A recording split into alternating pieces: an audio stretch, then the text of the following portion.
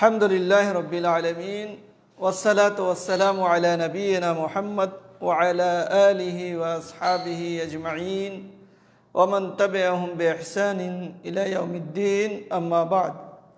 محترم ناظرین، السلام علیکم ورحمۃ اللہ وبرکاتہ۔ آج کی اس نشست کا موضوع ہے عید الفطر کے آداب عید۔ یہ مبارک مہینہ ختم ہونے والا ہے۔ آج 24 رمضان مکمل کر لیا گیا ہے۔ اب 6 دن یا 5 دن اور باقی رہ گئے ہیں، تو ہم عید کے کچھ آداب بھی سیکھ لیں کہ ہم کو کس طریقے سے عید منانا ہے۔ سب سے پہلی بات تو ہمیں یہ خیال رکھنا چاہیے کہ عید کا چاند جیسے ہی ہم دیکھیں اس کے بعد زکوٰۃ فطر یعنی فطرانہ نکالیں، غریبوں اور مسکینوں تک پہنچائیں، اور اس پر گفتگو ہو چکی ہے پچھلے درس میں۔ دوسرے نمبر پر یہ ہے کہ ہم تکبیرات کا اہتمام کریں۔ عید کا چاند دیکھنے کے بعد تکبیرات پڑھتے رہیں، اور اس کے علاوہ جو بھی نیک اعمال ہیں کرتے رہیں۔ قرآن مجید کی تلاوت ہے اور دوسرے اعمال ہیں۔ اللہ تبارک و تعالیٰ قرآن مجید کے اندر فرماتا ہے یرید اللہ بکم الیسر ولا یرید بکم العسر وَلِتُكْمِلُوا الْعِدَّةَ وَلِتُكَبِّرُوا اللَّهَ عَلَى مَا هَدَاكُمْ وَلَعَلَّكُمْ تَشْكُرُونَ۔ اللہ تعالیٰ تمہارے لیے آسانی چاہتا ہے، تمہارے لیے تنگی کو پسند نہیں کرتا، اور تاکہ تم روزوں کی گنتی پوری کرو، اور اس نے جو تمہیں ہدایت دی اس پر تم اللہ کی بڑائی بیان کرو، اور وَلَعَلَّكُمْ تَشْكُرُونَ، اور تاکہ شکر ادا کرو۔ تو ہم اللہ تبارک و تعالیٰ کی بڑائی بیان کریں، کثرت سے تکبیرات کا اہتمام کریں۔ نماز عید کے لیے نکلنے سے پہلے غسل کرنا چاہیے اور عمدہ لباس پہننا چاہیے۔ عمدہ لباس اور اسی طرح سے خوشبو وغیرہ لگا کر کے گھر سے نکلنا چاہیے۔ حضرت ابن عمر رضی اللہ عنہما عیدگاہ جانے سے پہلے غسل کیا کرتے تھے، تو ہمیں غسل کرنا چاہیے، اچھے لباس زیب تن کرنا چاہیے، خوشبو وغیرہ استعمال کرنا چاہیے۔ تیسرے نمبر پر گھر سے روانگی سے قبل طاق عدد میں کھجوریں کھانا چاہیے۔ یہ بھی سنت کا طریقہ ہے۔ اللہ کے نبی صلی اللہ علیہ وسلم کھجوریں کھا کر کے نکلتے تھے۔ طاق کھجوریں یعنی 1 کھجور، 3 کھجور، 5 کھجور، 7 کھجور، یعنی اس طرح سے طاق کھائیں۔ 3 ہے، 5 ہے، 7 ہے۔ حضرت انس رضی اللہ عنہ بیان کرتے ہیں کان رسول اللہ صلی اللہ علیہ وسلم لا یغدو یوم الفطر حتی یاکل التمرات ویاکلہن وطرا۔ اس کو امام بخاری نے روایت کیا ہے کہ اللہ کے نبی صلی اللہ علیہ وسلم عید الفطر کے دن نہیں نکلتے تھے یہاں تک کہ کچھ کھجوریں کھا لیتے تھے، اور طاق عدد میں آپ تناول فرماتے تھے، تو طاق عدد میں کھانا چاہیے۔ یہ سنت کا طریقہ ہے۔ 4 نمبر پر عیدگاہ کو پیدل جانا اور وہاں سے پیدل واپس آنا مسنون ہے، یعنی جس راستے سے آپ جائیں اس راستے کو چھوڑ کر کے دوسرا راستہ اختیار کریں واپسی میں۔ سنت کا طریقہ یہ ہے کہ دوسرے راستے سے واپس آئیں۔ جاتے ہوئے تکبیر بلند آواز سے کہیں تاکہ آس پاس کے لوگ سنیں۔ حضرت ابن عمر رضی اللہ عنہما اور حضرت سعد رضی اللہ عنہ بیان کرتے ہیں کان رسول اللہ صلی اللہ علیہ وسلم یخرج الی العید ماشیا ویرجع ماشیا۔ رسول اللہ صلی اللہ علیہ وسلم عید کے لیے پیدل جاتے اور پیدل ہی واپس آتے تھے۔ اس کو ابن ماجہ نے روایت کیا ہے، شیخ البانی نے حسن کہا ہے۔ اگر دور ہے تو پھر تو سواری سے جائیں، نہیں تو قریب ہے تو پھر نبی صلی اللہ علیہ وسلم کی سنت پر عمل کرتے ہوئے پیدل جائیں، پیدل آئیں۔ نماز عید کے لیے گھر والوں کو بھی ساتھ لے جانا چاہیے۔ 5ویں نمبر کے آداب میں سے یہ ہے کہ جب آپ عید کے لیے جائیں تو گھر میں جو عورتیں ہیں، بچے ہیں، ان کو بھی لے کر کے جائیں۔ حضرت عطیہ رضی اللہ عنہا بیان کرتی ہیں کہ حضرت عطیہ رضی اللہ عنہ کی حدیث میں جو صحیح بخاری اور صحیح مسلم میں موجود ہے کہ حیض والی خواتین کے بارے میں بھی آپ صلی اللہ علیہ وسلم نے یہی حکم دیا کہ وہ گھر سے ضرور نکلیں، یعنی عورتیں نکلیں نماز عید کے لیے، نماز عید مسلمانوں کے ساتھ پڑھیں، لیکن جو حیض والی ہیں، نفاس والی ہیں، وہ نماز سے دور بیٹھیں، نماز سے الگ رہیں، مسلمانوں کی دعا میں شریک ہوں، مسلمانوں کی دعا میں شریک ہوں، اس لیے کہ وہ نماز نہیں پڑھ سکتی، ماہواری کے ایام ہیں، تو وہ مصلی سے الگ رہیں اور دعاؤں میں مسلمانوں کے شریک ہوں۔ دیکھیے اس طرح سے اللہ کے نبی نے تاکید کی ہے، بلکہ ایک عورت نے پوچھا کہ اللہ کے رسول اگر اس کے پاس کوئی چادر نہ ہو تو کہا اپنے سہیلی کی چادر میں چلی آئے۔ لیکن آج کتنے لوگ عورتوں کو عیدگاہ میں جانے سے روکتے ہیں، منع کرتے ہیں، یہ نبی صلی اللہ علیہ وسلم کی سنت کے بالکل خلاف ہے۔ نبی صلی اللہ علیہ وسلم ایک چیز کا حکم دے رہے ہیں، دوسرے لوگ اس سے منع کر رہے ہیں، یہ طریقہ غلط ہے، نبی کی سنت کے خلاف ایک مسلمان کو نہیں چلنا چاہیے۔ بھلائی اور نیکی اور کامیابی نبی کی سنت پر چلنے میں ہے، نبی کی سنت اپنانے میں ہے، نبی کی سنت چھوڑنے میں کامیابی نہیں ہے بلکہ ناکامی ہے، ذلت ہے، رسوائی ہے۔ چھٹے نمبر پر جو آداب ہیں وہ یہ ہے کہ نماز عید عیدگاہ میں پڑھنا مسنون ہے، یعنی کوشش کریں کہ عید کی نماز عیدگاہ میں پڑھیں، اگر نہیں ہے عیدگاہ یا عیدگاہ میں گنجائش اتنی آدمیوں کی نہیں ہے یا بارش وغیرہ ہو رہی ہے تو پھر آپ مسجد میں پڑھیں، جہاں بھی آپ کو جگہ مل جائے وہاں پڑھیں۔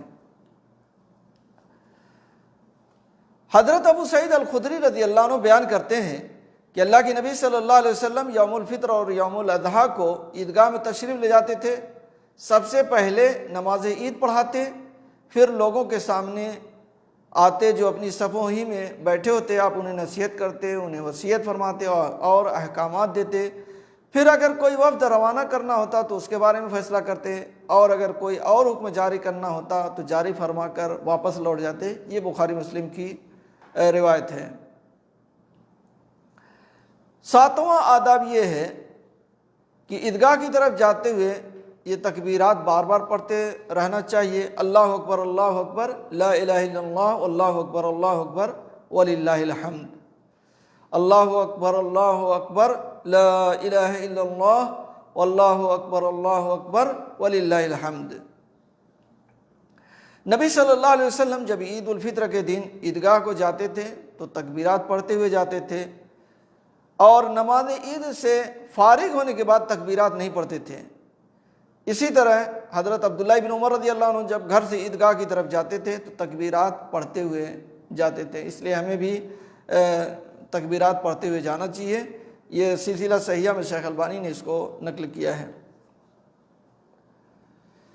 اور وہاں تکبیرات پڑھتے رہیں، پھر جب نماز کے لیے امام کھڑا ہو جائے تو پھر اس کو روک دیں۔ نماز عید سے پہلے اور اس کے بعد کوئی نفل نماز نہیں ہے، نماز عید سے پہلے اور اس کے بعد کوئی نفل نماز نہیں ہے۔ حضرت ابن عباس رضی اللہ عنہما بیان کرتے ہیں ان النبی صلی اللہ علیہ وسلم خرج یوم الفطر فصلی رکعتین لم یصلی قبلها ولا بعدها۔ اس کو امام بخاری اور مسلم نے روایت کیا ہے کہ بے شک نبی کریم صلی اللہ علیہ وسلم عید الفطر کے موقع پر نکلے تو آپ نے 2 رکعتیں پڑھائیں، اور نماز عید سے پہلے بھی اور اس کے بعد بھی کوئی نماز نہیں پڑھی، نماز عید سے پہلے اور بعد میں کوئی نماز نہیں ہے۔ اسی طرح سے ایک نویں بات یہ ہے کہ نماز عید سے پہلے اذان اور اس کی اقامت بھی مشروع نہیں ہے۔ آج کل لوگ قبرستان میں اذان دیتے ہیں، پھر یہاں کیوں اذان نہیں ہوتی ہے؟ یہاں تو نماز مستقل طور سے موجود ہے، پھر یہاں اذان نہیں ہوتی۔ دیکھیے نبی صلی اللہ علیہ وسلم کی سنت پر چلنے میں کامیابی ہے، اتباع یہی ہے کہ نبی کے طریقے پر چلا جائے، اپنی طرف سے کوئی بات نہ نکالے جائے، ورنہ دیکھنے میں تو کہا جائے کہ یہ بھی اچھا لگتا ہے، اگر کوئی آدمی عید کی نماز سے پہلے اذان دے دے، تکبیر کہہ دے، تو کلمات تو بہت اچھے ہیں، اس میں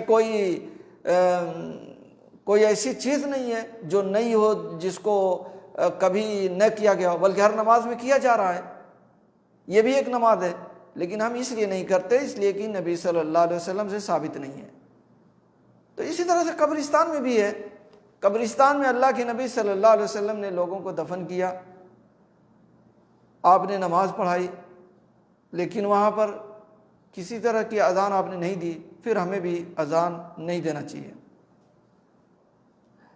حضرت جابر بن سمرہ رضی اللہ عنہ بیان کرتے ہیں کہ میں نے رسول اللہ صلی اللہ علیہ وسلم کے ساتھ کئی مرتبہ عیدین کی نماز بغیر اذان اور اقامت کے پڑھی، مسلم کی روایت ہے، اس لیے ہمیں بھی بغیر اذان اور اقامت کے پڑھنا چاہیے۔ اگر عید کے دن جمعہ آ جائے یا جمعہ کے دن عید پڑ جائے تو جو آدمی عید کی نماز پڑھ لیا ہے اس کے اوپر جمعہ کی نماز واجب نہیں ہے۔ جمعہ وہاں کی مسجد میں ہوگی، لیکن جو لوگ پڑھ لیے ان کے اوپر واجب نہیں ہے، پڑھیں تو اچھا ہے، ورنہ واجب نہیں ہے۔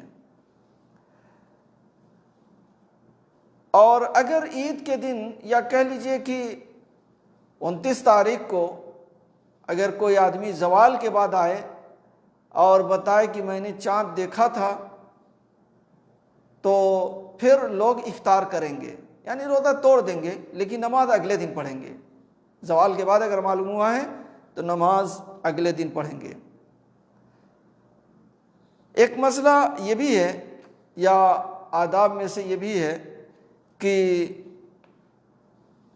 ایک تابعی محمد بن زیاد کہتے ہیں کہ میں ابو امامہ الباہلی رضی اللہ عنہ کے ساتھ تھا، اور ان کے علاوہ بھی بعض صحابہ کرام کے ساتھ تھا، جب وہ لوگ لوٹتے تو تقبل اللہ منا و منک پڑھتے تھے، تو یہ بھی پڑھنا جائز ہے، یعنی مبارکبادی کے کلمات تقبل اللہ منا و منک کہنا درست ہے۔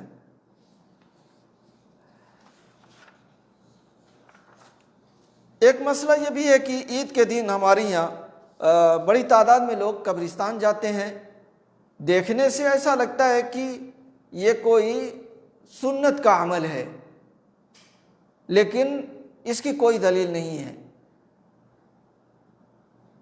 کہ اللہ کے نبی صلی اللہ علیہ وسلم عید کی نماز پڑھنے کے بعد قبرستان گئے ہوں، اس لیے قبرستان نہیں جانا چاہیے۔ عقلاً بھی یہ چیز سمجھ میں نہیں آتی۔ مان لیجیے ایک آدمی ہے، اس کی والدہ کا انتقال ہوا ہے، عیدگاہ نماز پڑھنے کے بعد جب قبرستان جائے گا تو وہ دن بھر غمی میں رہے گا، سوچتا رہے گا، اور آج خوشی کا دن ہے، کسی کی بیوی انتقال کر گئی ہے،